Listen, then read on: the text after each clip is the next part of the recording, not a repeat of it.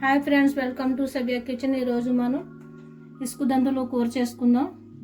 దీనికి కావాల్సిన ఇసుకుదందులు: ఉల్లిపాయలు, పచ్చిమిరకాయలు, ఉప్పు, ఇది చేపల మసాలా, అల్లం వెల్లుల్లి పేస్ట్, పసుపు, కారం, ఒక 4-5 చిక్కుడుకాయలు. చేపల్ని మ్యారినేట్ చేసుకుందాం.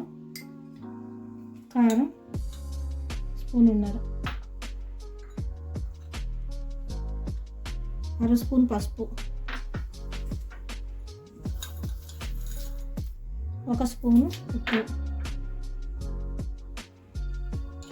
ఇది చేపల మసాలా అన్నమాట. జీలకర్ర, ధనియా, లవంగా, దాల్చిన చెక్క అన్నీ వేసిన మసాలా.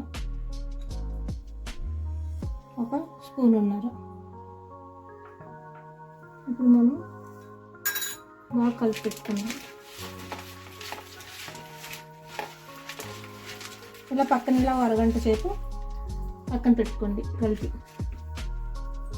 కడాయి పెట్టి ఆనియన్ పెట్టి మిక్సీ పట్టుకుని ఆనియన్ పేస్ట్ వేసుకున్నాం. 3 పచ్చిమిరకాయలు. ఇవి చిక్కుడుకాయలు మా మిద్దె తోటలో వచ్చినవి.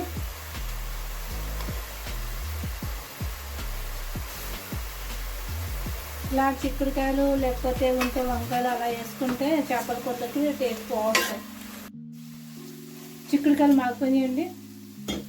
ఇప్పుడు మనం వేసుకుందాం దందులు.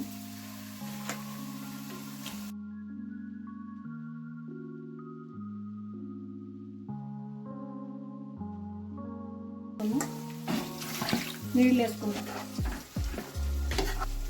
5 నిమిషాలు మూత పెట్టి మూత తీసుకుని మంచి ఇలాగా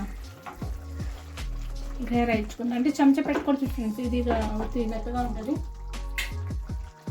ఇప్పుడు మనం కొత్తిమీర వేసుకుందాం. కొత్తిమీర వేసుకుని ఒక 2 నిమిషాలు